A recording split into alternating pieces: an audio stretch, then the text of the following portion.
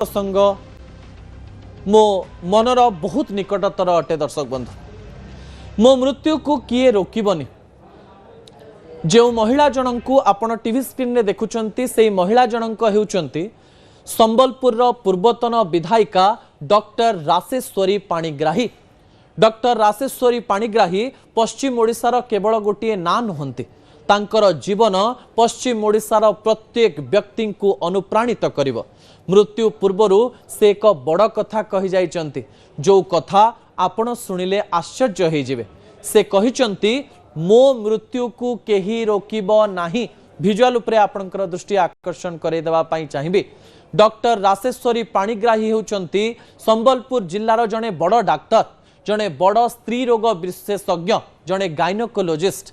जीवन रे अनेक रोगी को से चिकित्सा करिसंती, अनेक रोगींकर जीवन से बंचैचंती। मोर मने अछि संबलपुर सहर रे तांको देखैबा पई रोगी मानकर लाइन लागे। रोगी माने राति अधरु आसी लाइन लगांती जे डॉक्टर राशेश्वरी पाणिग्राही केपरी अपॉइंटमेंट देवे। गाँ गाँ रु सहर सहर रु राज्य बाहरु राशेश्वरी पाणिग्राही पाखकु रोगी माने आसंती। एही समय राशेश्वरी पाणिग्राही जने प्रसिद्ध डाक्टर होई भी मृत्यु पूर्वरु एक आशा से करथिले। से कहिथिले जे मो जीवन जेतेबेले जाउथबो सेतेबेले मते वेंटिलेटर रे रखिबो नाही, मो मृत्यु को रोकिबो नाही। मो जीवन जेतेबेले जाउथबो, रोग जेतेबेले हेइथिबो सेही समय मते हॉस्पिटल को नेबो नाही।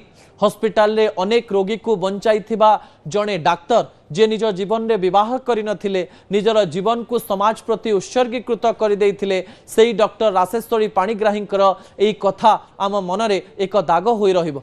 डॉक्टर राशेश्वरी पाणिग्राही काहेकि कहूतिले जे मृत्यु को मोर रोकिबो नाही। एक कथा को आध्यात्मिकता दृष्टिकोण देखिले जने डाक्टर जेतेबेले जीवन सारा सेवा करे मृत्यु पूर्व से सतरे जानी पारिबे कि मोर मृत्युर समय आसीगला, मते एबे डाक्तरखाना नबार आवश्यकता नाही।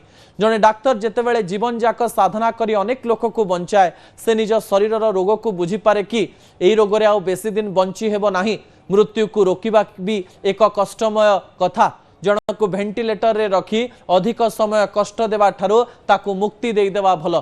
एई मुक्तिर मार्ग रे बोध हुए राशेश्वरी पाणिग्राही जाइचंती।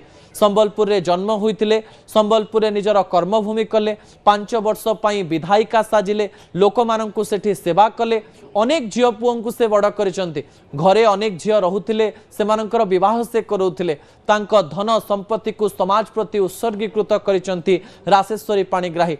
गोटे जुगरे थरे थरे एमती मनीष जन्म हुअंती जे समाज पई जन्म हुअंती, निज पई नुहे। विवाह करि नथिले, निज पई किछि चाहि नथिले, समाज को आगो को नबा पई चाहुथिले।